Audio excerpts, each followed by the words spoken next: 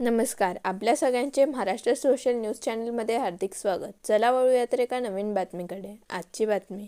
धुळे महापालिका सार्वत्रिक निवडणुकीसाठी प्रभाग 7 मधून सौ संध्या अशोक चौधरी या भारतीय राष्ट्रीय काँग्रेसच्या अधिकृत उमेदवार म्हणून उमेदवारी करीत असून त्यांना यापूर्वी ग्रामपंचायत व पंचायत समितीचे कामाचा मोठा अनुभव आहे. त्या पदावर असताना त्यांनी प्रभागात अनेक विकासाची कामे केलेली आहे. त्यामुळे मतदार सौ संध्या अशोक चौधरी यांनाच मतदान करून बहुमताने विजयी करतील असा विश्वास त्यांनी व्यक्त केला आहे. मायबाप सर्व माझे बंधू भगिनींनो, मी काँग्रेस पक्ष पंजा या चिन्हावर उमेदवारी केली आहे. मला 20 वर्षाचा ग्रामपंचायतचा अनुभव आहे, म्हणून मी महानगरपालिकेत उमेदवारी केलेली. उमेदवारी रस्ते, गटारी, पाणी, हायमॅक्स हे तर होत राहणार आहे. रस्ते तुटत राहणारे, रस्त्यांचं कामं होत राहणारे. मी उमेदवारी फक्त आणि फक्त माझं इंदिरानगर, वलवाडी, भोकर हे सिटी सर्वे लागू करण्यासाठी व एवढे सुंदरसे घरं बांधलेले आहेत 50-50 लाखाचे, 25-25 लाखाचे. यांना सिटी सर्वेत कसे न्यावं, यांना पक्का उतारा कसा मिळावा याच्यासाठी मी उमेदवारी केलेली आहे. तर मायबाप जनतांना एवढा सांगू इच्छिते की मला काँग्रेस पक्ष पंजा या चिन्हावर बटन दाबून बहुमताने विजयी करा ही इच्छा. सन्माननीय मायबाप जनता, मायबाप मतदार, माझी पत्नी सौ संध्या अशोक चौधरी ही भारतीय राष्ट्रीय काँग्रेस पंजा या चिन्हावर उभी आहे.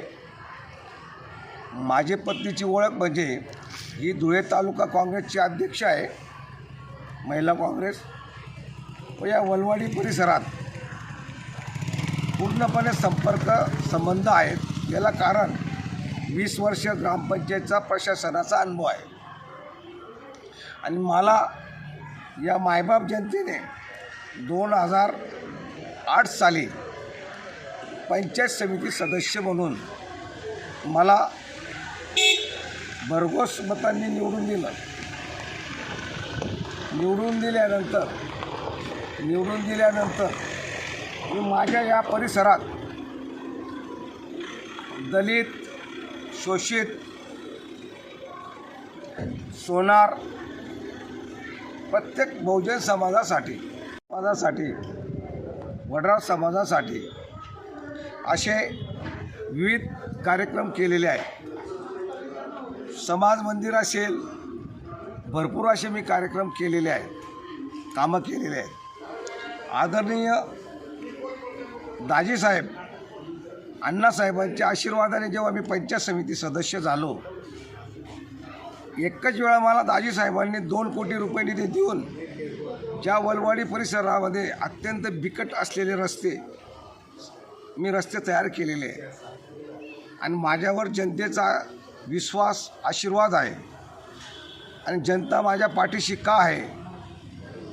मी स्पष्ट आणि खरं बोलतो, म्हणून मला जनता माझ्या पत्नीला 100% निवडून देतील अशी मला पूर्णपणे गॅरंटी आहे. परंतु मी